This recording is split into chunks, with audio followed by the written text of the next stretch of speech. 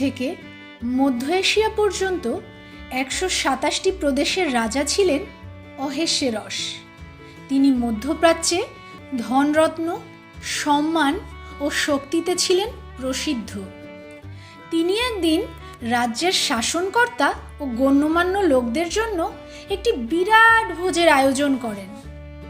সেই ভোজে সমাগত অতিথিদের ধন সম্পদ দেখাবার সাথে সাথে রাজার ইচ্ছে হলো তার সুন্দরী রানীকেও দেখাবেন। তাই তিনি বষ্টি রানীকে দরবারে আসতে আদেশ করেন, কিন্তু বষ্টি রানী আত্মসম্মান ও মর্যাদা রক্ষার জন্য ওই দরবারে উপস্থিত হতে অস্বীকার করেন। সমবেত লোকদের সম্মুখে এইভাবে রাজাজ্ঞা লঙ্ঘন এবং স্বামীর প্রতি অমর্যাদা অপমান বলে গণ্য হলো। তাই রাজা সমাবেশের উপস্থিত বর্গের পরামর্শ অনুযায়ী রানীকে রানীপদ হতে বাদ দিয়ে দিলেন এবং আদেশ দিলেন যে রাজ্যের সর্বস্থান হতে যত সুন্দরী যুবতী আছে তাদের রাজপ্রাসাদে আনা হোক। তাদের মধ্যে একজন হবেন রানী। ওই কুমারীদের জন্য রাজপ্রাসাদের সকল সুব্যবস্থা করা হলো, যাতে 1 বছরে তাদের সৌন্দর্য অনেক গুণ বৃদ্ধি পায়। অসহায়, অনাথ, পিতৃমাতৃহীন পরগৃহে পালিত ইস্টের ছিলেন মর্দখয়ের পালিত কন্যা। পালক পিতা মর্দখয় রাজপ্রাসাদের সামান্য একজন দারোয়ান। রাজদরবারে অন্যদের মতো মর্দখয়ও জানতে পারল রাজার ঘোষণার কথা। সেও তার পালিত কন্যাকে এই প্রতিযোগিতায় নিয়ে আসলো। 1 বছর পর ওই সকল যুবতীদের মধ্যে সৌন্দর্যে ও লাবণ্যে ইস্টের শ্রেষ্ঠ গণ্য হওয়ায় মহারাজ অহেশ্বরস তাকে রানী পদে মনোনীত করলেন। রাজার প্রধান অমত্ত ছিল হামন নামক এক ব্যক্তি, যাকে রাজপ্রাসাদে সকলে শ্রদ্ধা জানাত, কিন্তু যিহুদি মর্দখয় তিনি সৃষ্টিকর্তা ব্যতীত কারো কাছে মাথা নত করেন নাই। তিনি হামনকে কখনো শ্রদ্ধা জানাতেন না, যার ফলে হামন অপমানিত বোধ করে এবং সমস্ত যিহুদি জাতিকে ধ্বংস করার পরিকল্পনা করে। মহারাজ অহেশ্বরস হামনের পরামর্শ মতো কাজ করেন এবং এই সুযোগ নিয়ে সে রাজাকে বললেন, মহারাজ, আপনার রাজ্যের যিহুদি জাতি ভিনদেশীয়, তারা আপনার শত্রু এবং তারা আপনার রাজ্যকে ধ্বংস করবে। তাই রাজ্যের এই শত্রুদের মেরে ফেলতে ঘোষণা জারি করুন। রাজা হামনের পরামর্শ মতো সমস্ত শাসনকর্তাদের নির্দেশ দিলেন যিহুদি জাতিকে হত্যা করার। মর্দখয় এই আদেশের কথা শুনে অত্যন্ত বিচলিত হলেন এবং চিন্তা করতে লাগলেন স্বজাতিকে রক্ষা করার উপায়। তিনি ইস্টেরকে এই বিষয়টি জানালেন এবং ইস্টেরকে বললেন, তুমিই একমাত্র পারবে এই যিহুদি জাতিকে বিপদ থেকে রক্ষা করতে। ইস্টের তার কর্তব্য স্থির করে মর্দখয়কে বলে পাঠালেন, তুমি সমস্ত জাতিকে নির্দেশনা দাও যেন 3 দিন 3 রাত সকলে চট পরে ছাই মেখে উপবাস ও প্রার্থনা করে। ইস্টেরও তাই করলেন। 3 দিনের অনাহারের পর ক্লান্ত বিষণ্ণ মুখ নিয়ে ইস্টের রানী রাজার কাছে গেলেন। রাজা তাকে দেখে আশ্চর্য ও চিন্তিত হয়ে বললেন, রানী, তোমার কি হয়েছে? ইস্টের বলল, আপনার কাছে আমার একটি অনুরোধ রয়েছে। আমি একটি ভোজ প্রস্তুত করেছি আমার গৃহে। আপনি হামনকে সঙ্গে নিয়ে আমার ভোজে উপস্থিত হলে আমি অত্যন্ত কৃতার্থ হব। রাজা অত্যন্ত খুশি হলেন এবং হামনও এই নিমন্ত্রণ পেয়ে নিজেকে অতি সম্মানিত মনে করতে লাগলেন। ভোজে উপস্থিত হলে রাজা রানীকে জিজ্ঞেস করলেন, রানী, তোমার আবেদন কি? তা আমাকে জানাও। যদি আমার রাজ্যের অর্ধেক তুমি চাও, আমি তোমাকে দান করব। ইস্টের বললেন, আমি কোনো রাজ্য ধনরত্ন চাই না, তবে আমার স্বজাতিকে আমায় দান করুন, যাতে তারা বিনষ্ট না হয়। রাজা আশ্চর্য হয়ে জিজ্ঞেস করলেন, কে তোমার জাতিকে ধ্বংস করার চেষ্টা করছে? রানী বললেন, মহারাজ, আপনার পাশে উপবিষ্ট ওই হামন। হামন বুঝতে পারল তার মৃত্যু সন্নিকট। পরবর্তীতে জানা যায়, হামন মর্দখয়কে ফাঁসি দেবার জন্য যে ফাঁসির মঞ্চ তৈরি করেছিল, সেখানেই হামনকে ফাঁসি দেয়া হয়। এইভাবেই ইস্টের তার সংযম, ধৈর্য ও বুদ্ধি দিয়ে তার স্বজাতিকে রক্ষা করে।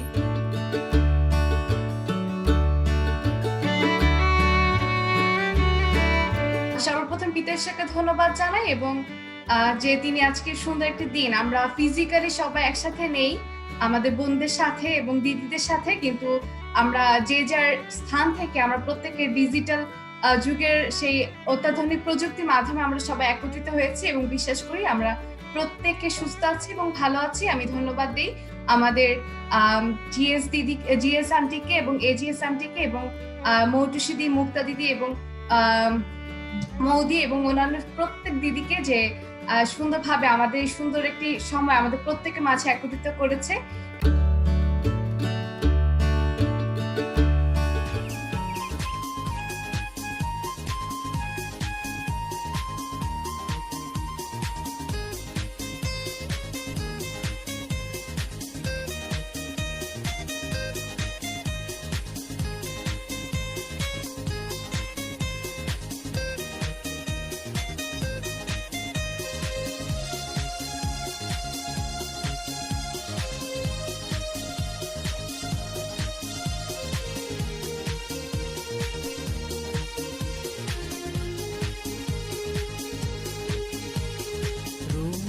सारी फुलबाड़ी बीबाला के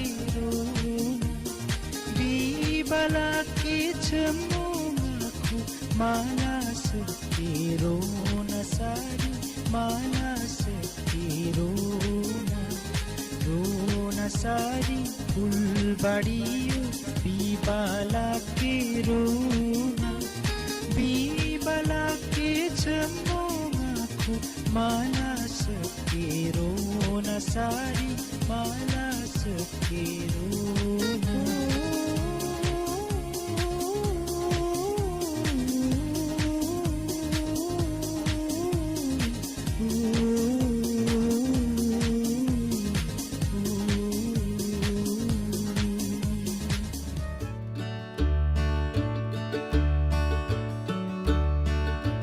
এই পুরো আয়োজনটা করলো এবং আয়োজনের জন্য তারা অনেক পরিশ্রম করেছে, বিশেষ করে আমাদের ন্যাশনালের যারা টিম, যারা আমাদের ম্যানেজমেন্ট কমিটি, তাদেরকে অনেক অনেক ধন্যবাদ। যারা নেপথ্যে অনেকে ছিলেন তারা এখানে আছেন উপস্থিত, অনেকে হয়তো উপস্থিত আছেন, অনেকে নেই, তাদেরকেও আমাদের পক্ষ থেকে অনেক অনেক ধন্যবাদ। তারপরে যারা আমাদের ব্রাঞ্চে, বিশেষ করে আমাদের যারা জেনারেল সেক্রেটারি আছেন তাদেরকে আমরা ধন্যবাদ জানাই, তাদের টিমকে ধন্যবাদ জানাই। আর যারা ইয়ুথরা, বিশেষ করে যারা তোমরা না থাকলে তো আজকে এই প্রোগ্রামটা হতোই না। আমি অনেক সময় ভাবি যে আমি একটা মেয়ে, আমি একটা টিনেজ মেয়ে, আমি কি করে রুখে দাঁড়াবো, কিন্তু আমি রুখে দাঁড়াতে পারি। আমি যদি আরো 10 জনকে বলি, আসো আমরা এক হয়ে ঐক্যবদ্ধ হই। আমি যদি আমার ঘরে যে ছোট ভাই, আমার তো ছোট কি বলবো আত্মীয়রা রয়েছে, ছেলে হোক মেয়ে হোক, তাকে যদি আমি ছোট বয়স থেকে তার মধ্যে এই চিন্তাটাকে, একটা সুন্দর চিন্তাকে লালন করতে শেখাই, তাকে যদি নারীকে শ্রদ্ধা করতে শেখাই, তাহলে কিন্তু আমি আমার জায়গা থেকে কিন্তু আমি অনেক বড় একটা পরিবর্তনের অংশ হয়ে যাচ্ছি। সবাই হ্যাঁ অনুরোধ করি আমরা একসঙ্গে বলি, রুখে দাঁড়াও নারী। দুরন্ত পাল লিখেছেন সৈয়দ ইদ্রিস আলী। জুলুমের ভয়ে যদি বেছে নাও, নত জানু পথ বন্ধ হবে কি আর? দুরন্ত চলন্ত এই জুলুমের রথ, যুগ যুগ ধরে পুঞ্জীভূত ব্যথা নিয়ে যদি চলো বহমান, নত জানু এ শির উপরে তুলে কে দেবে এর সমাধান? অন্যায়ের কাছে লাল টুকটুকে তাজা রক্ত কত বিলিয়ে দেবে আর? তোমার শত আপনজন কারিয়ে নিতে তৎপর, হও হুঁশিয়ার, সামনে বিপদ ভালো, জেগে ওঠো তাড়াতাড়ি। ধরো বিপদী তরীর হাল, অন্যায়ের বিরুদ্ধে জাগ্রত করো তোমার যৌবনের দুরন্ত কাল, তোমার যৌবনের দুরন্ত কাল। Namaskar and greetings to all my sisters in Bangladesh. I am Nirmala Gurung from Nepal, coordinating works in Asia for Worldwide WCA SRHR Mental Health Project. It gives me immense warmth and a great pleasure to grace all of your presence here today, and I'm very much grateful to Bangladesh YWCA for inviting me to present greeting speech in front of you all. Before we begin the Gold Seminar 2020, I would like to express my heartfelt gratitude to Bangladesh YWCA for organizing the virtual seminar and letting young women and girls to connect with each other through this amazing platform. The theme of this year, Gold Seminar 2020 is Stand, Protest Against Rape and Rapists. Rape culture is the social environment, my sister, that allows the sexual violences, that allows the phrases like those to be normalized and justified, fueled by the persistent gender inequalities and attitudes about gender and sexuality. So naming them is the first step to dismantle the rape culture. Every day we have opportunity to examine our behavior and believe what the biases that permeate rape culture to continue. From the attitudes we have about gender identities to the policies we support in our communities, we can all take a stand against rape, rapist, and rape culture. I'm sure you will all discover the ways of standing against rape, rapist, and rape culture as you move forward in the Gold Seminar. And this seminar, I'm sure, will be profitable and fruitful to each of you present here today. Thank you very much.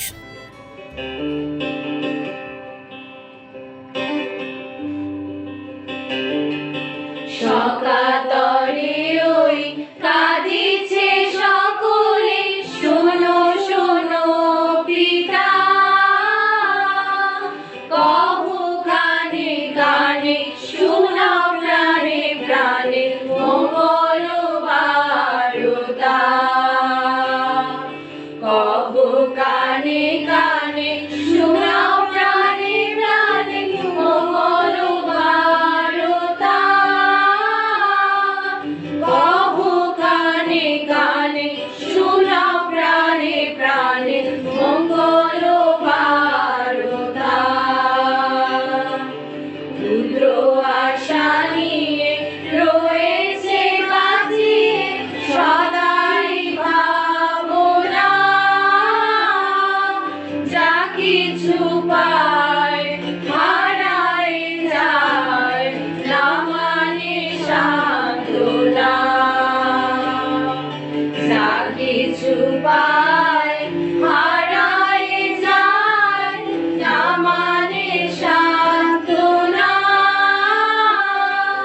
যা কিছু পায় হারায় যায়, না মানে সান্ত্বনা। আবার 1 বছর পরে আবার আমরা মিলিত হতে পেরেছি এই গার্লস সেমিনারে, এবং এবারে গার্লস সেমিনার একটু ভিন্ন, তাই না? আসার আগে সবার মধ্যে সংশয়, আহারে কিভাবে হবে, আমরা তখন দেখতে পাচ্ছি না, কিভাবে আমরা সবাই সবার সাথে কানেক্টেড হব। কিন্তু আমরা দেখতে পেলাম আজকের এই দিনটা, সত্যি আমি আজকে একটু অসুস্থ, কিন্তু এখানে এসে আমার এত ভালো লেগেছে এবং তোমাদের সাথে সংযুক্ত হতে পেরে খুবই ভালো লেগেছে যে সত্যি আমাদের যুবরা যতই সমস্যা আসুক না কেন, যা কিছু আসুক না কেন, আমরা সেই সমস্যাকে সমস্ত কিছু সরিয়ে আমরা সামনের দিকে এগিয়ে যেতে পারবো। সবাই মিলে আমরা যদি মানে একই লক্ষ্যের দিকে যদি আমরা এগোতে চাই, অবশ্যই আমরা সেখানে এগোতে পারবো।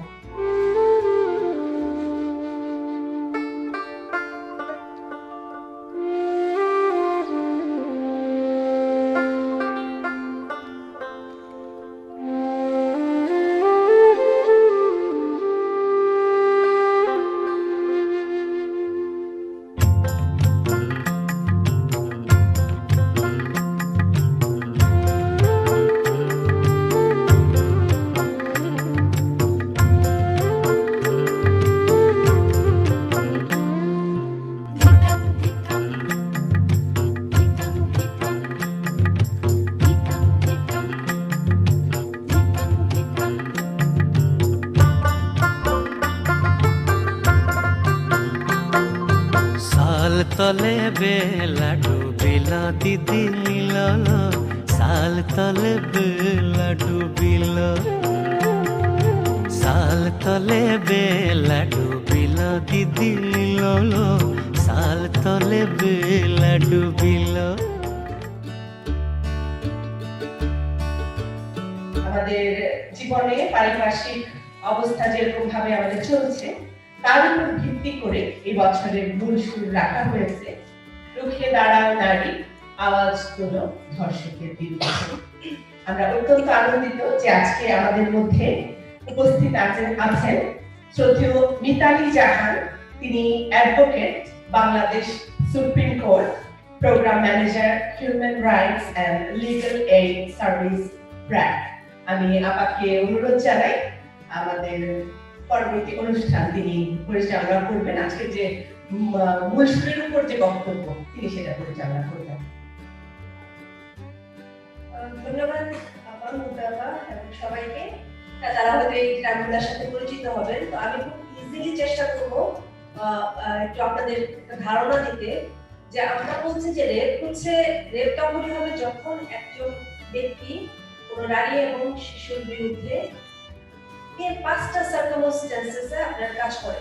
একটা হচ্ছে তার সাথে যৌন সম্পর্ক স্থাপন করে, একটা হচ্ছে তার ইচ্ছার বিরুদ্ধে, কোনো নারী বা শিশুর ইচ্ছার বিরুদ্ধে তার অনুমতি ব্যতিরেকে এবং মানে তার কনসেন্ট নেওয়া হয়েছে, কিন্তু কনসেন্টটা নেওয়া হয়েছে মৃত্যুর ভয় দিকে বা যে কোনো ধরনের আঘাতের ভয় দিকে, মানে এখানে একটা ভয়ভীতি কাজ করে তার কনসেন্টটা নেওয়া হয়েছে। 4 নম্বর মানে যেটা বলছে সেটা হচ্ছে তাকে এরকম একটা ধারণা দেওয়া হয়েছে যে তার সাথে যে সম্পর্ক করা হচ্ছে এটা বেশিরভাগ ক্ষেত্রে আমরা বলি যে ফ্রড যে বিয়েগুলো আছে, ফ্রডুলেন্ট ম্যারেজ গুলো আছে, যে বিয়েগুলো হচ্ছে লফুল আনলফুল ম্যারেজ।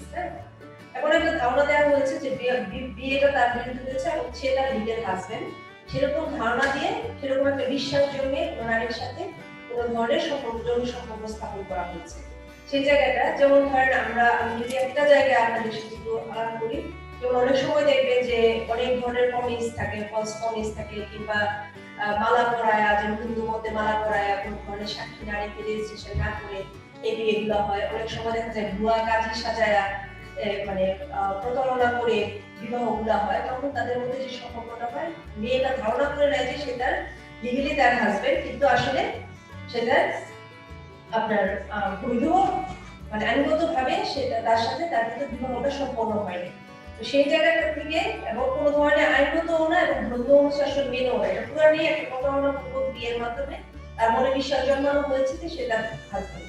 তো সেটাও যদি হয় সেটাও রেপের জায়গায় যাবে। এবং এখানে বলা হয়েছে যে 14 বছরের কম কোনো মানে শিশু যার বয়স 14 বছরের কম, সে তার বিবাহিত স্ত্রী হইলেও না হইলেও সেটা আপনার এই আইনের আওতায় রেপ বলে গণ্য হবে, তার সাথে কোনো সম্পর্ক নেই। এখানে যেটা এক্সেপশন হিসেবে বলা হয়েছে, এই পেনাল কোডের মধ্যে আপনার একটা এক্সেপশনাল ক্লজ দেওয়া হয়েছে, যে এক্সেপশনাল ক্লজটা আসলে আমাদের আপনাদের কাছে যদি একটু কঠিন মনে হয় আমাকে প্লিজ বলবেন, হ্যাঁ, কারণ লয়ের টার্মগুলো তো অনেক সময় একটু কঠিন মনে হতে পারে। হ্যাঁ, যেটা হচ্ছে যে মানে আপনার এই ক্লজটার কারণে আপনার বৈবাহিক সম্পর্কটাকে কিন্তু আপনাকে বৈধতা দেওয়া হয়েছে, যে বৈবাহিক সম্পর্কের মধ্যে যে যৌন নির্যাতনটা বা যে রেপটা হচ্ছে সেটাকে মানে মেরিটাল রেপ আমরা যেটাকে বলছি সেটাকে আপনার একটা বৈধতা দেওয়া হয়েছে, যেটাকে আপনারা এই রিসেন্টলি মানে এটা এই মাসের 2 তারিখে আমরা এটাকে হাইকোর্টে চ্যালেঞ্জ করেছি। বিশেষ করে টাঙ্গাইলে যে ইনসিডেন্টটা হয়েছে যে একজন 13 বছরের একটা মেয়ের সাথে 25 বছরের একটা লোকের বিবাহ হওয়ার পরে সেই মেয়েটা এবং মেয়েটার রেপ হওয়ার কারণে তার মৃত্যু হয়েছে। সেটাকে চ্যালেঞ্জ করে আমরা এই ক্লজটাকে সংশোধনের জন্য কয়েকটা অর্গানাইজেশন, যেখানে ব্র্যাক আছে, ব্লাস্ট আছে, নারী পক্ষ এবং মানুষের জন্য ফাউন্ডেশন, এই 4টা অর্গানাইজেশন আমরা একটা পিটিশন করেছি মেরিটাল রেপটাকে চ্যালেঞ্জ করে, এবং সেটা মানে উচ্চ আদালতের কাছে নির্দেশনা চেয়েছে যে কেন এই ক্লজটা, এই এক্সেপশনাল ক্লজটা আইনের মধ্যে থাকবে। তো এই হচ্ছে মোটামুটি রেপের ধারণা, অর্থাৎ কোনো একটা সম্পর্ক যদি স্থাপিত হয় ইচ্ছার বিরুদ্ধে, কোনো একটা স্থাপিত সম্পর্ক স্থাপিত হয় অনুমতি ব্যতীত, কোনো একটা সম্পর্ক স্থাপিত হয়, কনসেন্ট নেওয়া হয়েছে, অনুমতি নিয়ে নেওয়া হয়েছে, কিন্তু সেখানে কোনো ধরনের বল প্রয়োগ কাজ করেছে, সেটা মৃত্যুর ভয় হতে পারে, ভয়ভীতি কাজ করেছে, ইন্টিমিডেশন কাজ করলে সেটা আপনার রেপ হবে। পুরুষতান্ত্রিক সমাজ যা মেয়েদেরকে সবসময় দমিয়ে রাখতে চায়, যার কারণে এগুলা হচ্ছে, আচ্ছা, এবং বিকৃত মানসিকতা। আচ্ছা, পুরুষতান্ত্রিক সমাজ, বিকৃত মানসিকতা। ওকে, আর সাথে কি অ্যাড করবেন?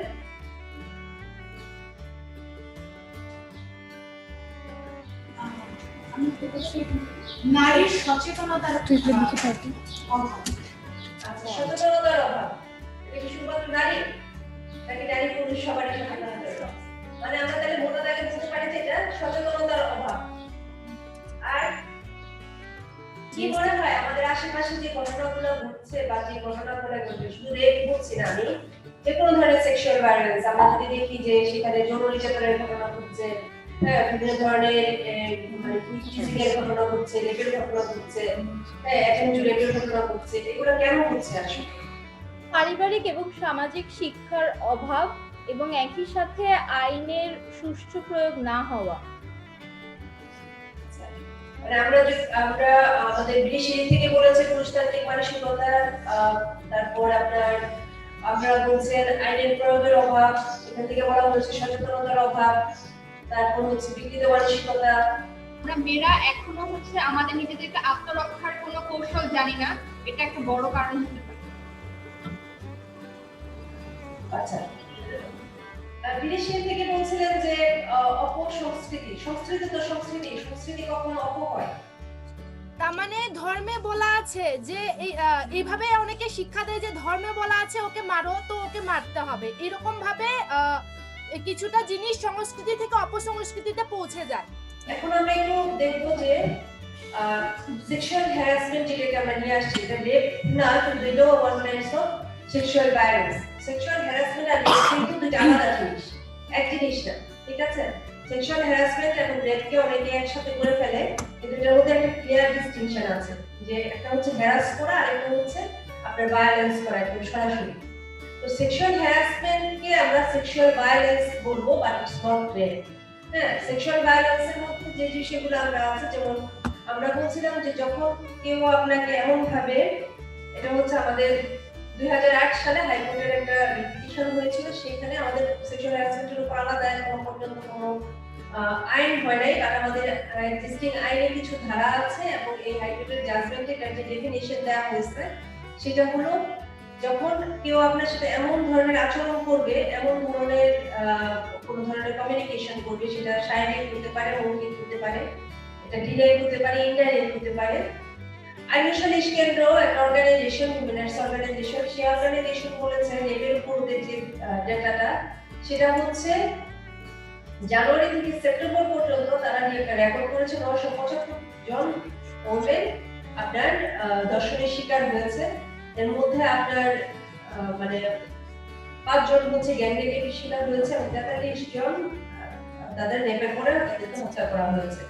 হ্যাঁ, এবং কেউ কেউ আবার এর মধ্যে কিছু আছেন যারা হচ্ছে তাদেরকে হত্যা করা হয়েছে, নইলে তাদেরকে আত্মহত্যা করতে বাধ্য করা হয়েছে, যে তাদের অ্যাটাক করার পরে তারা আত্মহত্যা করেছে। কেউ যদি আপনাকে ভার্বালি মানে মৌখিক ভাবে, কেউ যদি টেক্সটের মাধ্যমে, কেউ যে এখন আপনার সাইবার ক্রাইম গুলো হচ্ছে, অনেক সময় দেখা যাচ্ছে যে ফেসবুক এরিয়ার মাধ্যমে কোনো ধরনের নারীর মডেস্টি হয়, হ্যাঁ, সেইকে বারিন্সার করা হয়, তাকে কোনো ধরনের সেক্সুয়াল নেচারের কোনো কিছু যদি ইনস্টল করে ফেসবুকের মাধ্যমে বা অন্য কোনো ইয়ার মাধ্যমে, মানে ডিজিটাল মিডিয়ার মাধ্যমে, সেটার জন্য কিন্তু ইমপ্রিজনমেন্টের ব্যবস্থা করা হয়েছে। এটা হচ্ছে যে অপরাধের নেচার অনুযায়ী যে সেটা কিভাবে করবে, কারণ এই পুরোটা যাবে হচ্ছে আপনার কেনার করে, আর পুরোটা যাবে সাইবার ডিজিটাল যে একটা চলটার মধ্যে, আবার নারী অশিক্ষিত পুরোটা যাবে। তো এটা হচ্ছে ওই সেক্সুয়াল হ্যারাসমেন্টের যে শাস্তি, সেই শাস্তির জন্য আমাদের আইনে কিছু বিধান রাখা হয়েছে। আপনাদের জন্য এটা জরুরি জানা, যেটা হচ্ছে যে আমাদের এই দুইটা মানে এই অপরাধ, রেপ এবং সেক্সুয়াল ভায়োলেন্সের অপরাধটা আইনে কিন্তু এটা শাস্তিযোগ্য অপরাধ, এবং এটা সর্বোচ্চ শাস্তি হচ্ছে মৃত্যুদণ্ড বা যাবজ্জীবন কারাদণ্ড, এবং আর সেক্সুয়াল হ্যারাসমেন্টের জায়গায় আপনার 1 বছরের কারাদণ্ড থেকে শুরু করে আপনার 3 বছরের কারাদণ্ড, 10 বছরের কারাদণ্ডের বিভিন্ন নেচারের কিন্তু হতে পারে। তো এটা খুব ডিটেইলস যাওয়ার দরকার নাই, এটা মানে আইনের জায়গা, শুধু একটু আপনাদের মাথায় রাখবেন যে এটা কিন্তু শাস্তিযোগ্য অপরাধ। আবার একটু পরের স্লাইডে।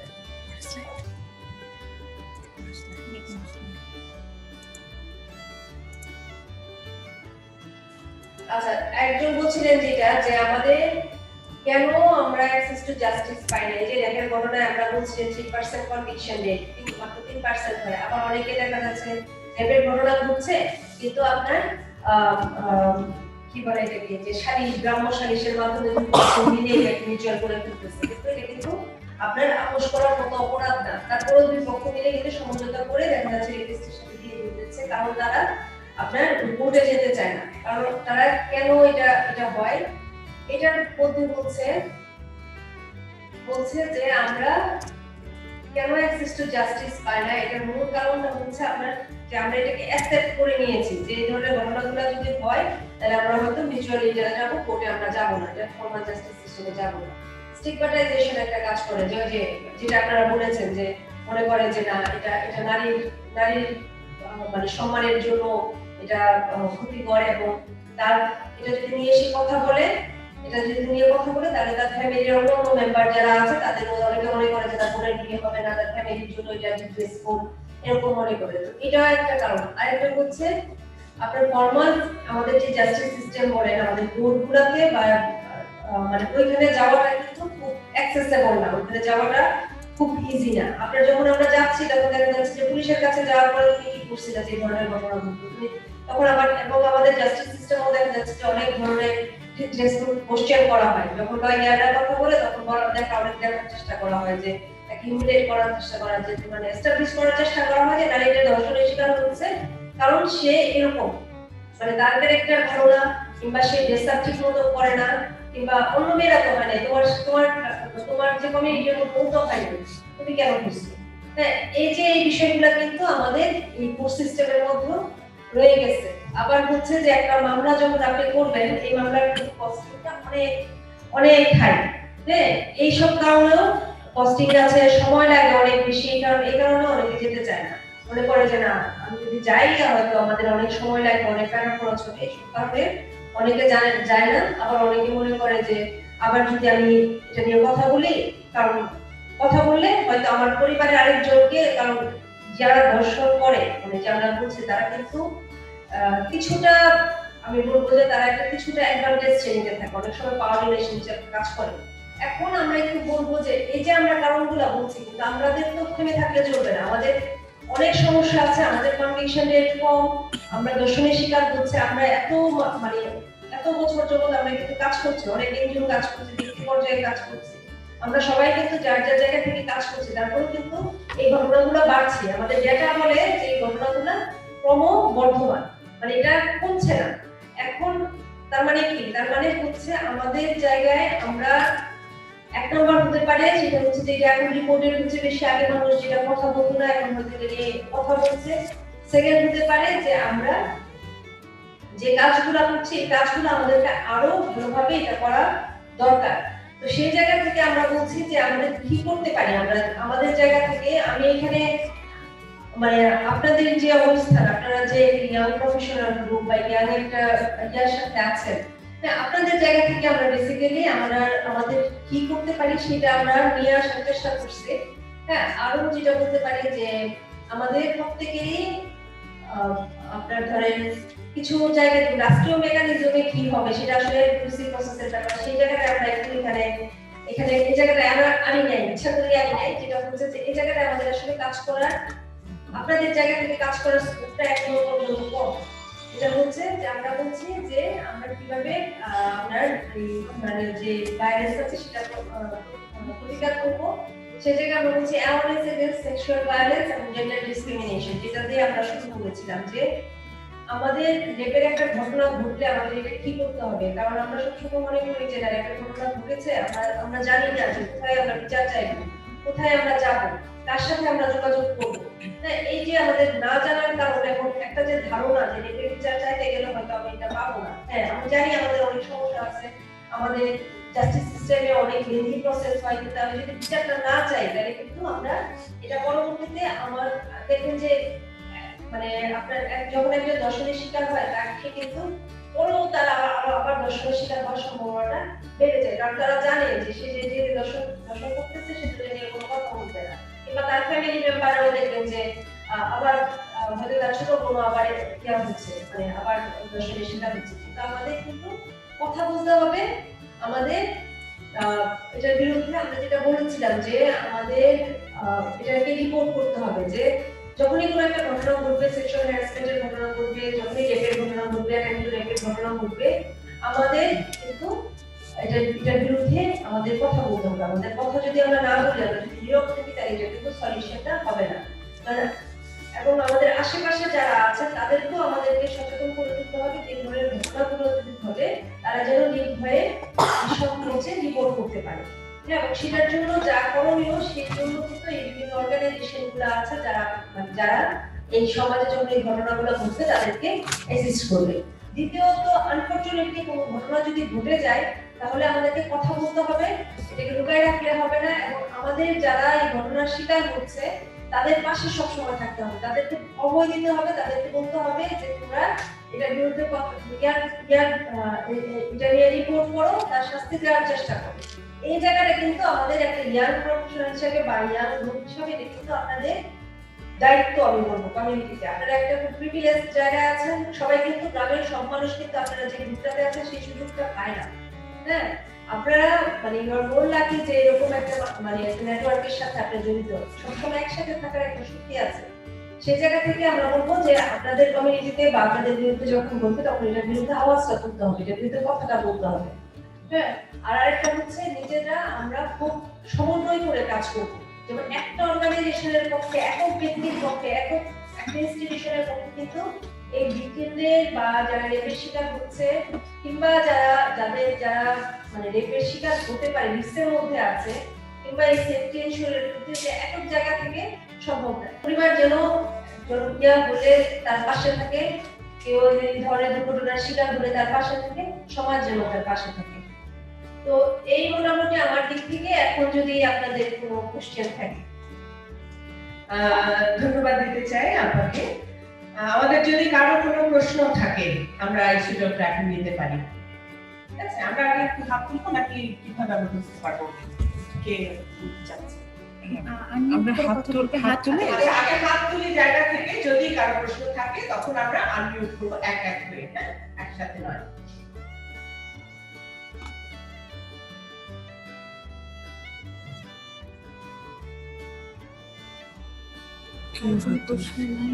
স্লাইডের ব্যাপারে কি বলতে চাচ্ছো আপা? যে স্লাইড যেগুলো উঠিয়েছেন সেগুলো কি আমরা পেতে পারি আপনার কাছে? আচ্ছা, তাহলে আমরা যে স্লাইডগুলো এতক্ষণ দেখলাম সেগুলো আমরা পরবর্তীতে সমস্ত লোকালে পাঠিয়ে দেব, এবং যদি আমাদের কোনো ইনফরমেশন দরকার হয় সেখান থেকে আমরা নিয়ে নিতে পারবো পরবর্তীতে। ঠিক আছে?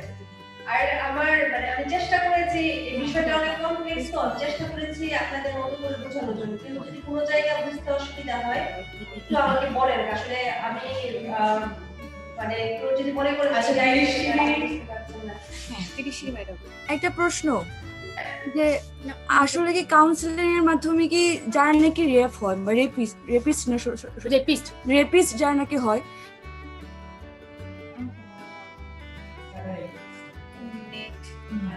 মানে আমি বলতে চাচ্ছিলাম,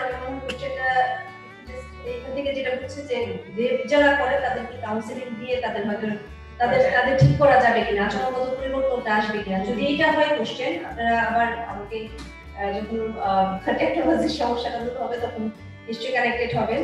তো সেই জায়গাটা আমরা বলছি যে না, এটা আসলে এটা ঠিক হবে কিনা বলা যায় না, বলতে চাচ্ছিও না, এবং এটা একেবারেই মানে কমপ্লিট সলিউশন না। কিন্তু আমরা বলছি যে তাদেরও একটা কাউন্সিলিং দরকার, বিকজ তারা যে ট্রমাটার মধ্যে দিয়ে আসছে, তারা এই যে অ্যাবিউসিভ রিলেশনশিপের মধ্যে থেকে আসছে, তাদের মনোজগতের যে জায়গাটা, দেখবেন যে সিরিয়াল কিলার যারা, তারা কিন্তু যখন সিরিয়াল মানে ইয়া করে, মানে এটা ক্রিমিনোলজি অ্যাসপেক্ট থেকে বলা হচ্ছে, যারা ক্রাইম করে, হ্যাঁ, সিরিয়াল যখন একটা সিরিয়াল রেপিস্ট, সিরিয়াল কিলার যখন করে, তাদের কিন্তু তার মনে হয় না যে মানুষ খুন করছে, তাদের কিন্তু মনে হয় না তারা এটা অন্যায় করতেছে। তারা ওইটা না করলে ওদের ভালো লাগে না, কারণ এটা করে তারা অভ্যস্ত চলে আসছে। এই জায়গাটা থেকে ওদের শুধুমাত্র কাউন্সিলিং নেই, মেডিকেল ট্রিটমেন্টেরও দরকার হয়।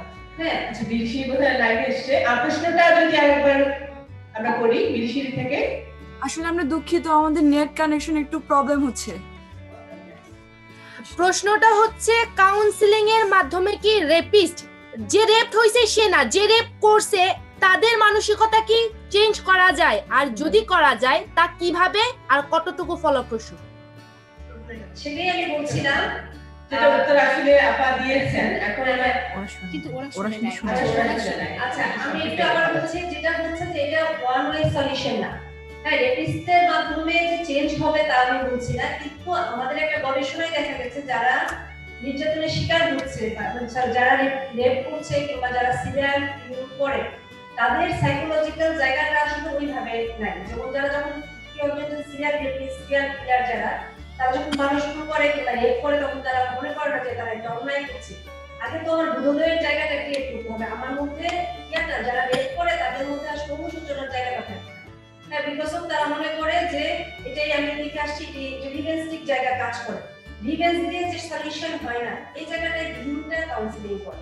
আবার এখানে অনেক ধরনের আপনার ইয়াও থাকে, মেডিসিনও লাগে, যে তার এই যে মনোযোগতের বা যে ধারণার জায়গায় অনেক সাইকোলজিস্ট যারা কাজ করে ওদের বিষয়, হ্যাঁ ওদের কিন্তু অনেক সময় দেখা গেছে তাদেরকে ডক্টরের আন্ডারেও মেডিসিনও নিতে হয়। হ্যাঁ, মেডিসিন নিয়ে ওরা কাজ করে, এটার একমাত্র সলিউশন না। যেমন আবার একটা সাইড যদি আমি বলি, যারা রেপের শিকার হচ্ছে তাদেরকে কি আপনি কাউন্সিলিং দিয়ে তাদের আগের অবস্থানে ন্যায় নিয়ে আসতে পারেন? একই জায়গা থেকে আমি যদি বলি, আপনার একটা কাগজ আচ্ছা ধরেন এই যে আমাদের জায়গা, এটা আমাদের ধরেন যে এটা একটা মানুষের মানে এটা একটা লেখার আগের একটা জায়গা, হ্যাঁ লেখার আগের একটা অবস্থা, ধরেন এটা একটা মানুষের মন।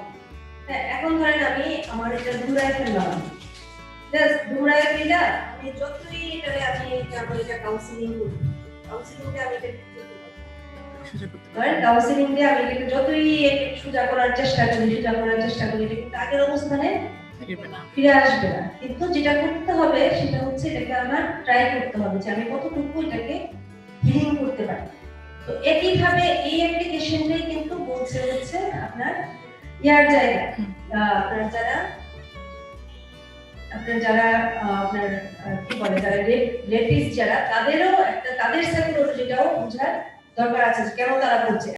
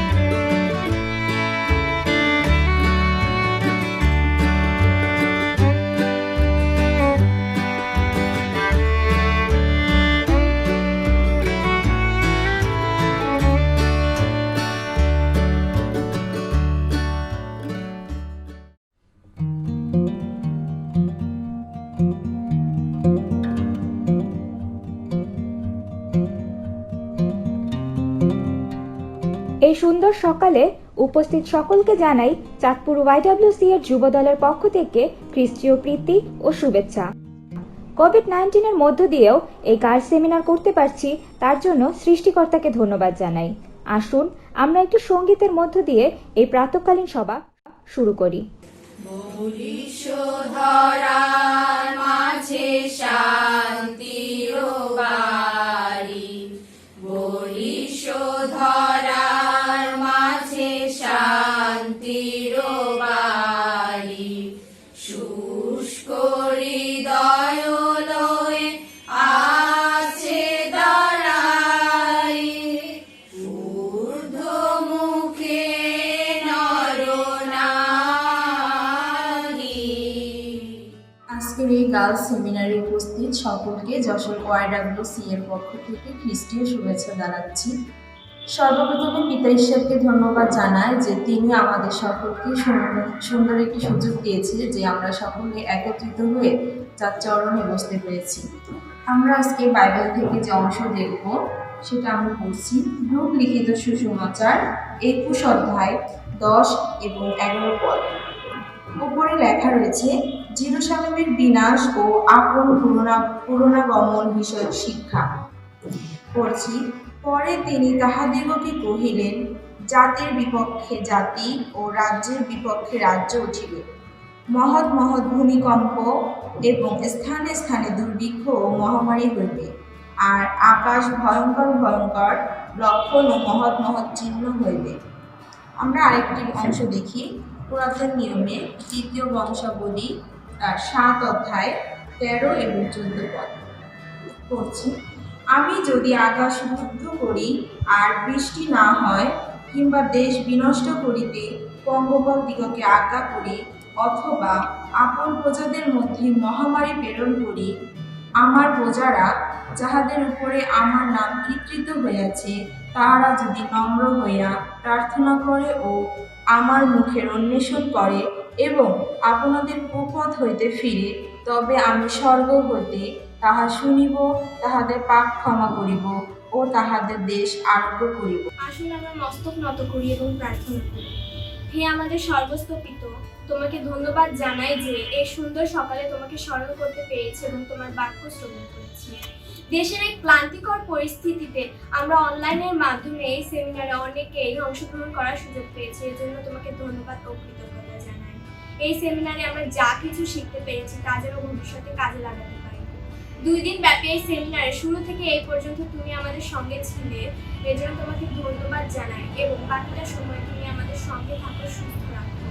ভুল হলে ক্ষমা করো। এই ছোট্ট প্রার্থনা যিশু তোমার নামে চাই, আমেন।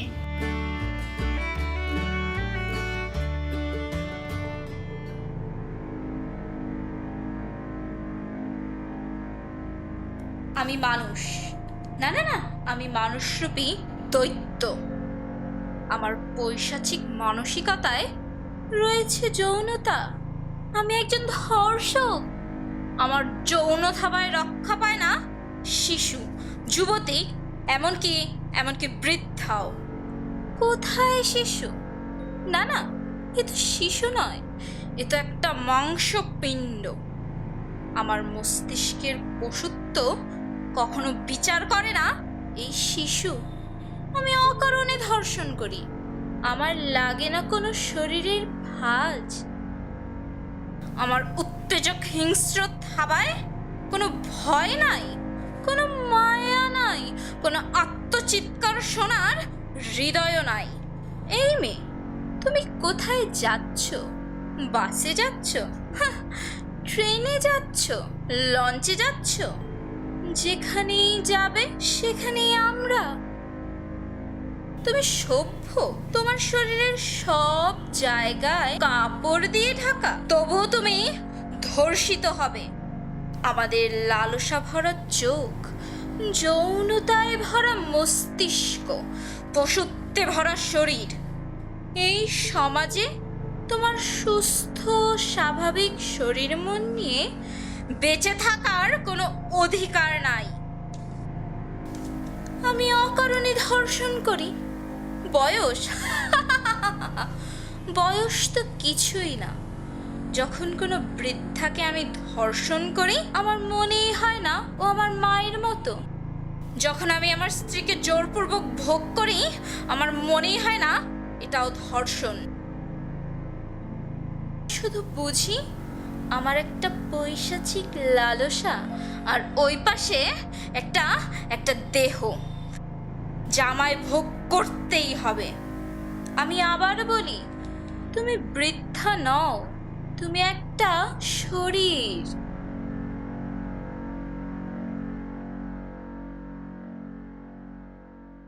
কিন্তু এবার নারীদের ররব যাতনা শেষ করে রুখে দাঁড়াবার সময়। জাগো নারী, জাগো বহ্নি শিখা, জাগো সাহসী মন্ত্রেরও রক্ত টিকা। ধর্ষকের লোভায়িত চক্ষু যখন শিশুর দিকে, তখন প্রতিবাদ শুরু হোক শিশু শিক্ষা দিয়ে। আমি আমি জেনে গেছি আমি নিরাপদ নই। মামা চাচা খালু কারোর কাছেই নই। আমাকে শেখানো হয়েছে গুড টাচ ব্যাড টাচ কি। আমার গোপন কথাগুলি মা আর উড়িয়ে দেয় না হেলায়। আমি সচেতন, আমার পরিবার সচেতন। বন্ধ হবে এবার ধর্ষকের নির্যাতন।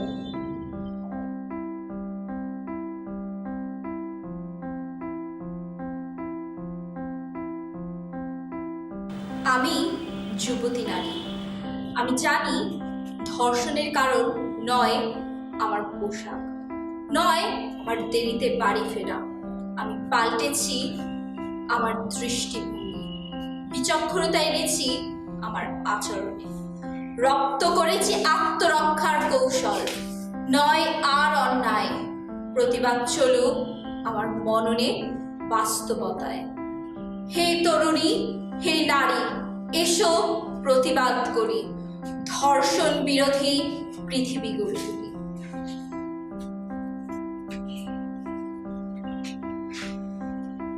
এ মায়ের আঁচলে আশ্রয় নেই ধর্ষকের। আমার শিক্ষা প্রদান শুরু হবে আমার পরিবার থেকে। আমার সন্তানেরা ছেলে বা মেয়ে হিসেবে নয়, গড়ে উঠবে মানুষ হিসেবে। আমি হব মুক্তমনা, আমি হব স্বনির্ভর। জানিয়ে গেলাম আমার প্রতিবাদ। পুরুষ তুমি মানুষ হও, নারী তুমি রুখে দাঁড়াও। মনুষ্যত্বের হোক জয়, ধর্ষণ আর নয়।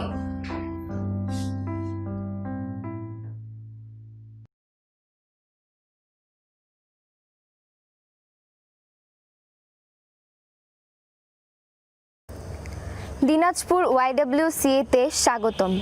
রুখে দাঁড়াও নারী, আওয়াজ তোলো ধর্ষকের বিরুদ্ধে প্রতিপাদ্য বিষয়ের উপর আমাদের ক্ষুদ্র প্রচেষ্টার আলোছায়া উপস্থাপনা।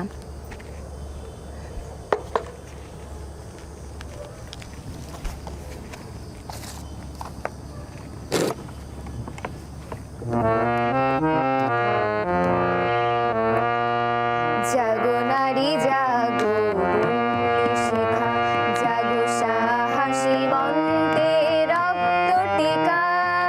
জাগো নারী জাগো, শিখা দিকে দিকে মেলি তবলে লিহার রসনা। নেচে চলো উন্মাদিনী দিক বসনা। দিকে দিকে মেলি তবলে লিহার রসনা। নেচে চলো উন্মাদিনী দিক বসনা। জাগো হত ভাগিনী ধর্ষিতা নাগিনী। জাগো হত ভাগিনী ধর্ষিতা নাগিনী। বিশ্ব দাহন ত্যাজি জাগো দাহিকা। জাগো নারী জাগো, শিখা জাগো, সাহসী মন্ত্রে রক্ত টিকা। জাগো নারী জাগো, শিখা। সমাজ, তুমি কি নীরব দর্শক সেজেই রবে চিরকাল? তুলবে না আওয়াজ, করবে না কোনোদিন প্রতিবাদ? নারী, কবে তুমি দিবে নিজেকে মর্যাদা? কবে তুমি হবে সচেতন? এসো রুখে দাঁড়াই সকল অত্যাচার ও নির্যাতনের বিরুদ্ধে। এসো নিজেকে প্রতিষ্ঠিত করি মহীয়সী নারী হিসেবে। অসুরের বধ হবে এই মণ্ডপে। সকল নারী জাগো অত্যাচারী ধর্ষকের বিরুদ্ধে। জাগো নারী জাগো, শিখা জাগো, সাহসী মন্ত্রে রক্ত টিকা। জাগো নারী জাগো, শিখা। হে নারী, প্রদীপ হাতে করো মানব বন্ধন। হও সোচ্চার, ছড়িয়ে দাও মানব অন্তরে উদ্দীপ্ত আলো। নিজের দিন ও নিঃসহায় যেন কভু না জানো। ধর্ষকের বিরুদ্ধে জ্বলে ওঠো তুমি। জাগো সকল নারী, হও একত্রিত। কণ্ঠে তোলো একতার শক্তি। পরাজিত করো সকল অপশক্তি। দুরূহ কাজে নিজেরে দিও কঠিন পরিচয়। স্পর্শকে পদদলিত করে নিঃশেষ করো তুমি। জাগো জয়ন্তিকা, জাগো নারী জাগো শিখা, জাগো সাহসী মন্তে রক্ত টিকা, জাগো নারী জাগো শিখা। বিশ্বের আদালতে আকুল আবেদন, ধর্ষকের সাজা হোক কঠিন কারাবাস ও মৃত্যুদণ্ড যন্ত্রণাদায়ক। এই আইন জারি হোক সকল আদালতে। নারী তুমি কণ্ঠ তোলো এই আবেদনের পক্ষে। সর্ব অকল্যাণ, পীড়ন, অশান্তি, সর্ব অপৌরুষ, মিথ্যা ও ভ্রান্তি হোক ক্ষয়, ক্ষয় হোক, জয় হোক, নারীর জয় হোক। জাগো নারী জাগো শিখা, জাগো সাহসী মন্তে রক্ত টিকা, জাগো নারী জাগো শিখা, জাগো নারী জাগো শিখা।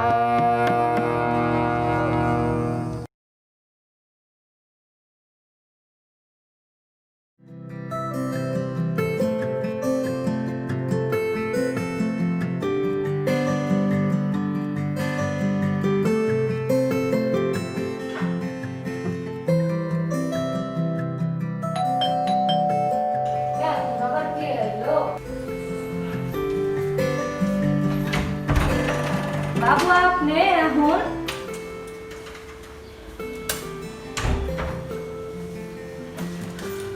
রাপা কই?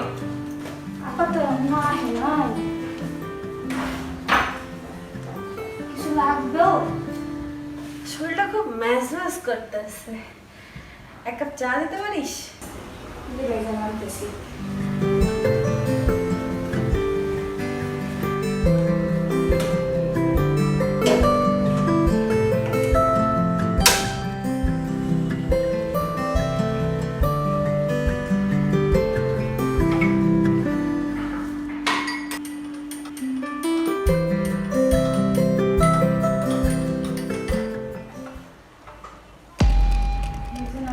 কিছু লাগবো না, তোকে দেখতে আসছি রে। মেয়েদের একটু ছাড়েন, আরে কাছে এরকম করিস না। তোর জন্য আপনি শুয়ে যান।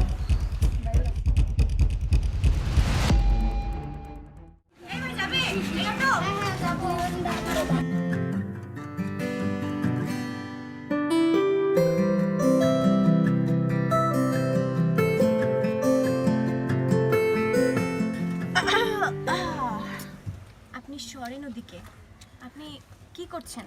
আরে কত সব জায়গা আছে, অনেক জায়গা ওইখানে, সরে বসেন। কত জায়গা আছে, সরে বসেন ওদিকে। শান্ত হও, এত খেপলে হয়। গায়ে টাচ করবেন না। তুমি শান্ত হও, এগুলো কিন্তু ঠিক না। কোন স্কুলে পড়ো? সেটা আমি আপনাকে বলবো কি? কোন ক্লাস পড়ো তা বলো।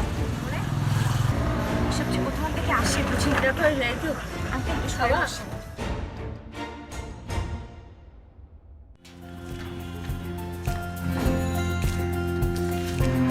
আচ্ছা, তাহলে কালকে আপনার সাথে ফাইলটা আমার চেম্বারে দিয়ে যান ম্যাডাম। আচ্ছা ম্যাডাম, আপনি যেতে পারবেন এখন? একটু সন্ধ্যা হয়ে গেছে, রাস্তা ফাঁকা, তবু পারবো। Thank you madam. আচ্ছা ম্যাডাম, খোদা হাফেজ। মামা এটা চা দে।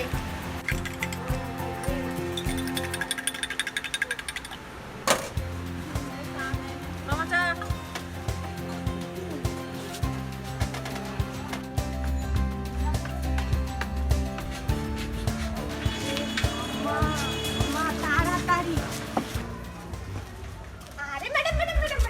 কতদিন আপনাকে ফলো করতেছি, আপনি যে সুখ দুঃখের কথা বলবো। আরে ভাই, আপনার সমস্যাটা কোথায়? ম্যাডাম চলেন, আমি তো চিৎকার করবো বলছি। আপনি সরে দাঁড়ান। পথ ছাড়েন, আপনি ধরবেন না। আমি তো এখানে চিৎকার করবো।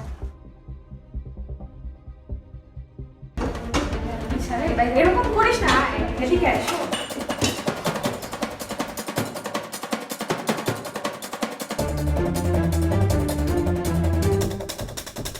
আমি কিন্তু এবার কিছু করে বলি।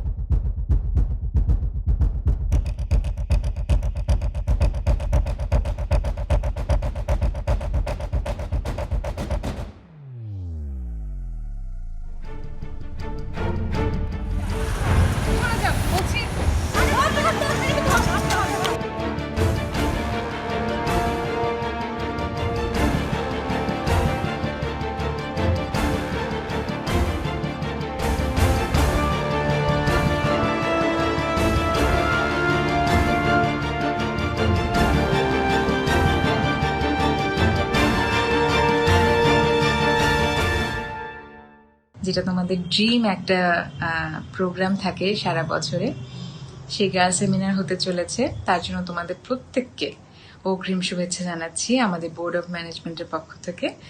সেই সাথে বলতে চাচ্ছি যে এবছর যদিও তোমাদের গার্লস সেমিনার ফিজিক্যালি হচ্ছে না, কিন্তু তারপরেও এই ভার্চুয়াল যে গার্লস সেমিনার হবে, আশা করি এই এক্সপিরিয়েন্সও তোমাদের জন্য অনেক অনেক সুন্দর হবে, আনন্দের হবে, সেই কামনা করছি।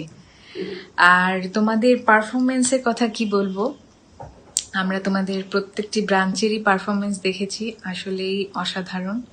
কারণ এই প্যান্ডামিক সময়ে আসলে এতটা এফোর্ট দিয়ে কাজ করা বা কোনো প্রোগ্রামের জন্য প্রস্তুতি নেওয়া আসলেই খুব টাফ একটা বিষয়। তারপরেও আমি তোমাদের সকলকে কনগ্রাচুলেট করছি তোমাদের সুন্দর পারফরমেন্সের জন্য।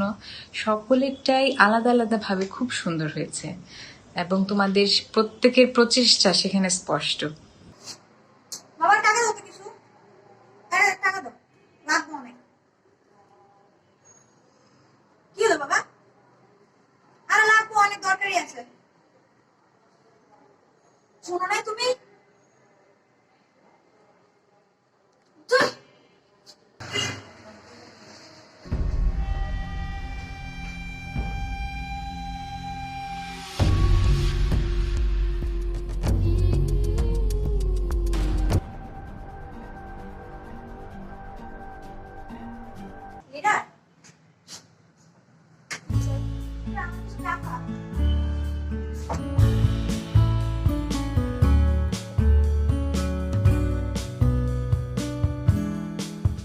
সকলকে কুমিল্লা ওয়াইডব্লিউসি যুব সদস্যদের পক্ষ থেকে অনেক অনেক শুভেচ্ছা। রুখে দাঁড়ানো নারী, আওয়াজ তোলো ধর্ষকের বিরুদ্ধে, এই মূল সুরের উপরে এখন আমরা একটি নাটিকা করব। আশা করি আপনারা সকলে এই নাটিকাটি উপভোগ করুন। ধন্যবাদ। মেয়েটার আকাশ কালো চুল ছিল, খোপায় গোজা মাতাল করা ফুল ছিল। সেই মেয়েটার কাল সকালে স্কুল ছিল, আজ মেয়েটা সিলিং ফ্যানে ঝুলছিল।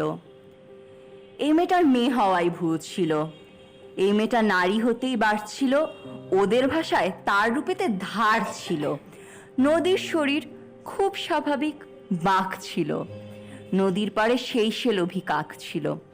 এই মেয়েটার নিজেরও এক ঘর ছিল, শেষ বেলাতে সেই ঘরে সে পড়ছিল। কেন সবাই আমাকে এভাবে দূরে ঠেলে দিল? আমি তো চাইনি যে সেই পশুগুলো আমার সাথে এমন করুক। কেউ কি ওদের কিছু বলবে না? ওদের কি কেউ শাস্তি দেবে না? আমি তো আর পারলাম না। কেউ কি আওয়াজ তুলবে ওদের বিরুদ্ধে? কেউ কি রুখে দাঁড়াবে যেন আমার মতো আর কোনো মেয়ের স্বপ্ন এভাবে নষ্ট না হয়ে যায়?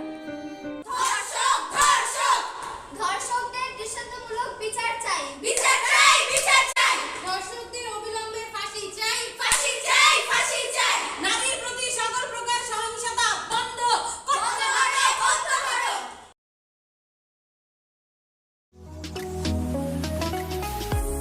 এইখানে আচ্ছা আমি তোমাকে দেখাই দিচ্ছি, এদিক দেখো, এখানে a প্লাস বি তার হোল স্কোয়ার হবে, বুঝছো? কি হবে দেখাও তো। a প্লাস বি তার হোল স্কোয়ার। হ্যাঁ হ্যাঁ হ্যাঁ ঠিক আছে ঠিক আছে। স্যার আমি আপনার কাছে পড়বো না। কেন, তোমার কি হয়েছে? কেউ আসেননি? চাচা আসসালামু আলাইকুম। ওয়ালাইকুম আসসালাম। মাদান আব্বু আম্মু বাসায় আছে? না চাচা, তারা তো একটু বাইরে গেছে। ও আচ্ছা। চাচা আপনি ভিতরে এসো। চাচা তারা তো একটু বাইরে গেছে, আপনি বসুন না। আচ্ছা মাদান, তা কোন ক্লাসে? চাচা ক্লাস 7 এ পড়ি আমি। ক্লাস 7 এ? জি চাচা। পরীক্ষার রেজাল্ট তো ভালো, পরীক্ষার ভালো ভালো মেয়ে তুমি ভালো। দেই দেখতে শুনতে তো ভালোই স্বাস্থ্যগ্রস্ত হয়েছে। জি চাচা। দেই হাইট দেখি ওঠো দি। না হাইট তো ভালো, মাশাআল্লাহ ভালো দিয়েছে আল্লাহ। দেই ও জামাটা তো আরো ফাইন। জি চাচা। ফাইন হয়েছে।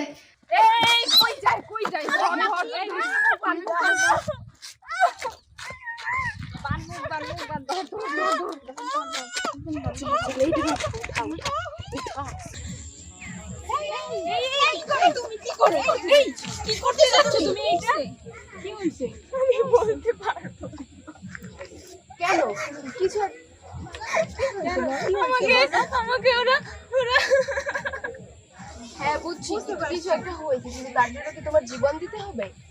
সকলের সাথে এরকম কিছু না কিছু হয়েছে, তার জন্য আমরা হয়েছে জীবন দিতে যাচ্ছি।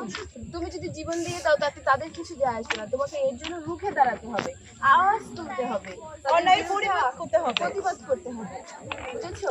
জীবন দিয়ে দিলেই সবকিছু সমাধান হয় না। চলো আমরা এই বিরুদ্ধে আওয়াজ তুলি, রুখে দাঁড়াই। সকলকে ঢাকা ওয়াইডব্লিউসি এর যুব সদস্যদের পক্ষ থেকে শুভেচ্ছা ও অভিনন্দন জানিয়ে শুরু করছি সাংস্কৃতিক উপস্থাপনা রুখে দাঁড়াও নারী, আওয়াজ তোলো ধর্ষকের বিরুদ্ধে। প্রতি বছরে বাংলাদেশে প্রতি 1 লক্ষ মানুষের মধ্যে 11,000 মানুষ ধর্ষণের শিকার। সামাজিক মাধ্যম থেকেই শুরু হতে পারে প্রতিবাদের মিছিল দেখেছি আমরা 52-তে, দেখেছি 71-এ, দেখেছি গণজাগরণ মঞ্চে, যা উদ্বুদ্ধ করে একটি অন্যতম পদক্ষেপ। পুতুল বিয়ে নয়, এবার তাকে শেখাই আত্মরক্ষার কৌশল। চুপ করে আর কতদিন? আসুন বিবেকের ডাকে সাড়া দিই, অন্যায়কে না বলি, প্রতিবাদের ভাষা গড়ে তুলি। আসুন গলা ছেড়ে চিৎকার করে বলি, রুখে দাঁড়াও নারী, আওয়াজ তুলো ধর্ষকের বিরুদ্ধে। উপস্থিত সকলকে জানাই যশোর ওয়াইডব্লিউসি এর পক্ষ থেকে খ্রিস্টীয় শুভেচ্ছা ও অভিনন্দন। আমাদের সাংস্কৃতিক প্রতিযোগিতার মূল বিষয় ছিল রুখে দাঁড়াও নারী, আওয়াজ তোলো ধর্ষকের বিরুদ্ধে। এই বিষয়টিকে কেন্দ্র করে আমরা এখন একটি নৃত্য পরিবেশন করব। জাগো নারী জাগো, জাগো সাহসী মন্ত্রে রক্ত টিকা, জাগো নারী জাগো।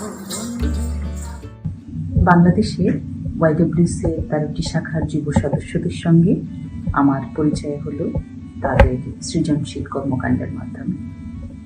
আর এই কাজটি আমাকে একটু বিপদে ফেলে দিয়েছিল, কিন্তু আমি অত্যন্ত উপভোগ করেছি আমার এই বিপদটি। সুতীব্র চিৎকারে আওয়াজ তোলা হয়েছে তাদের প্রত্যেকটি পারফরমেন্সের মাধ্যমে। নারী রুখে দাঁড়ানো প্রতিফলিত হয়েছে তাদের পারফরমেন্সে। আমি আশা করব তাদের এই যাত্রা আরো গতিশীল হবে এবং ফলপ্রসূ হবে, এবং আমরা অদূর ভবিষ্যতে তাদের পারফরমেন্সের মাধ্যমে যে সমস্ত পরিকল্পনা দেখানো হয়েছে তা বাস্তবায়িত হবে। এবারে এই অনুষ্ঠানটি একটি বিশেষ অনুষ্ঠান, যা আমি বিশ্বাস করি ইতিহাসের একটি বিশেষ সাক্ষী হয়ে থাকবে, এবং এই অনুষ্ঠানটির জন্য আমার অন্তঃস্থল থেকে অনেক অনেক শুভেচ্ছা রইল। কামনার মিনার করব তোদের লাশ, ভয় কাটিয়ে দুর্গা বেশে সাজেরে সব নারী, অসুরদের ধ্বংস করার এসেছে তোদের। খবরদার যদি খারাপ চোখে তোর দিকে চায়, মুখগুলোকে ভেঙে দিস, দেরে সবাই চায়। জাগরে নারী হয়নি দেরি, চলছে গোটা দেশ। যুগে যুগে তুই অসুরদের করেছিলি শেষ, ছিন্ন বিচ্ছিন্ন করে ফেলিস নারী হত্যার ফাঁদ।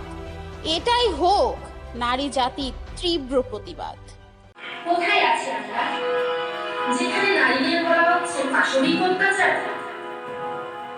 কোথায় আছি আমরা, যেখানে চতুর্দিকে পশুর নেই ধর্ষকের সমাহার?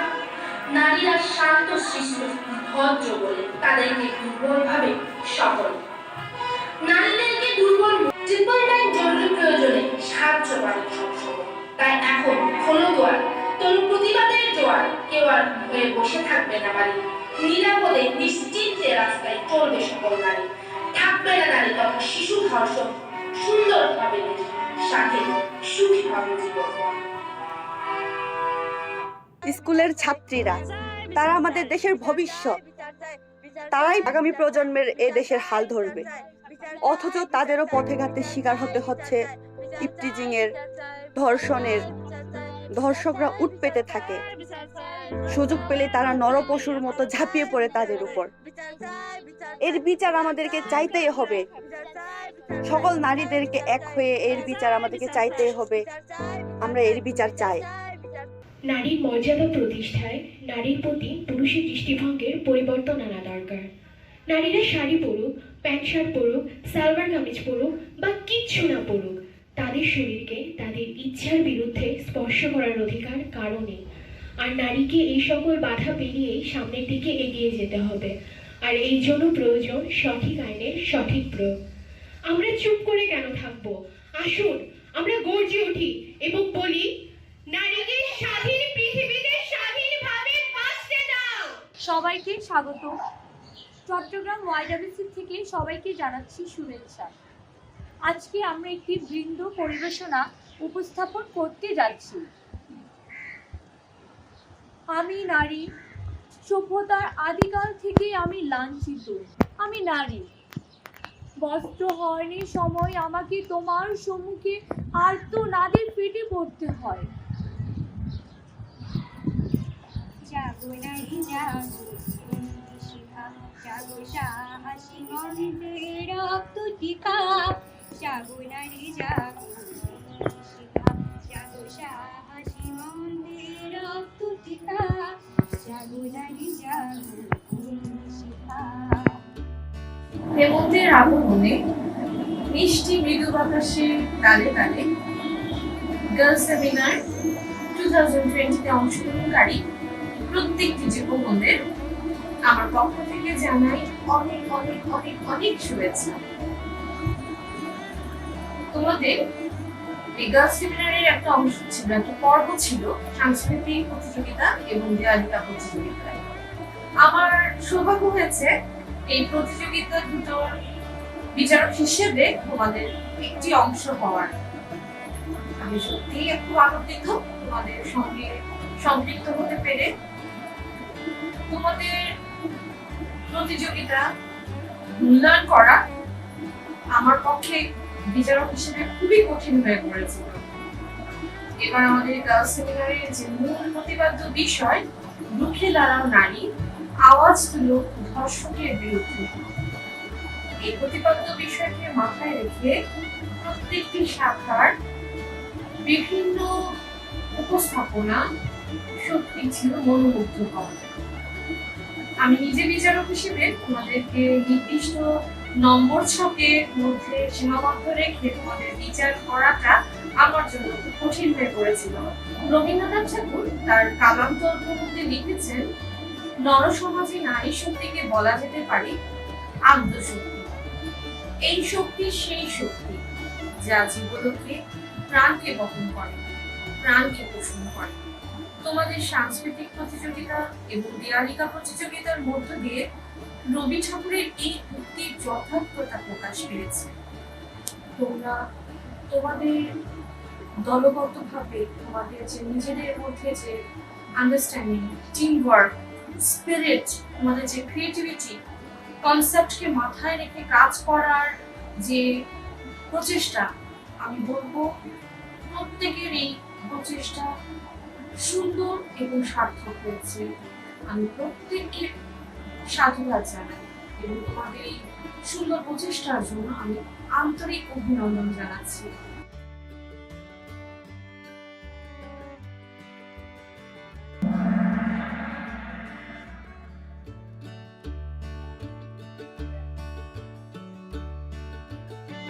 When was Bangladesh YWC established first? 1953, 1961, 1963, 1975.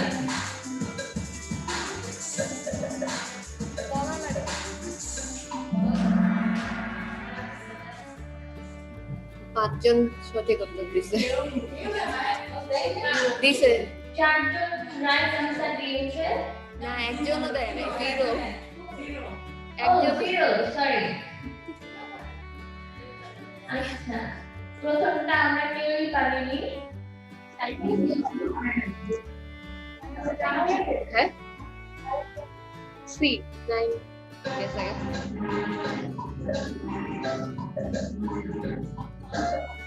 Someone has 31 days, some has 30 days. How many months has 8 days?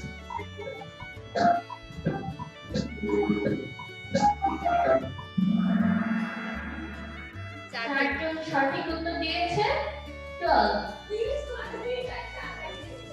প্রত্যেকটা মাসেরই 28 দিন করে আছে। রেজাল্ট। থার্ড হয়েছে বরিশাল। সেকেন্ড হয়েছে খুলনা। ফার্স্ট হয়েছে সাভার।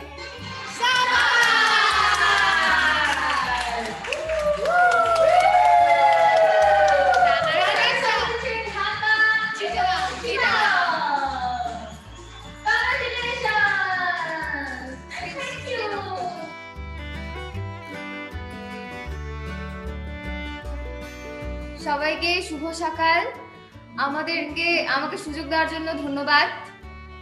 আসলে এটা আমার ফার্স্ট টাইম হচ্ছে YWC এর গার্লস সেমিনারে জয়েন করেছি। এবার আমি 2 দিন আমার অনেক ভালো কেটেছে, অনেক মজা করেছি, গেম খেলেছি, ভিডিও দেখেছি, প্লাস সেশন করেছি।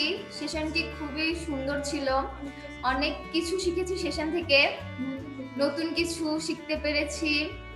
আর আমাদের কালচারাল প্রোগ্রামগুলো দেখে অনেক কিছু শিখেছি দিদিদের কাছ থেকে। সো অনেক অনেক থ্যাংক ইউ দিনাজপুরের পক্ষ থেকে আমাদেরকে এরকম একটা সুযোগ প্রদানের জন্য। থ্যাংক ইউ দিদি, সকলকে অনেক ধন্যবাদ এই সুযোগ দেওয়ার জন্য। আমরা আসলে অনেক আনন্দিত আপনাদের সাথে এইভাবে নতুন ধরনের এইভাবে মিটিং করতে পারতেছি, এই জন্য এইভাবে সেমিনার করতে পারতেছি। আমি এবছরের নতুন ইউথ মেম্বার, তো আমার এটা আসলে অনেক ইউনিক আর অনেক ভালো লাগছে যে এই টাইপের অনলাইন সেমিনার আমি ফার্স্ট টাইম করতেছি। তো এটা অনেক এক্সাইটেড আমার জন্য।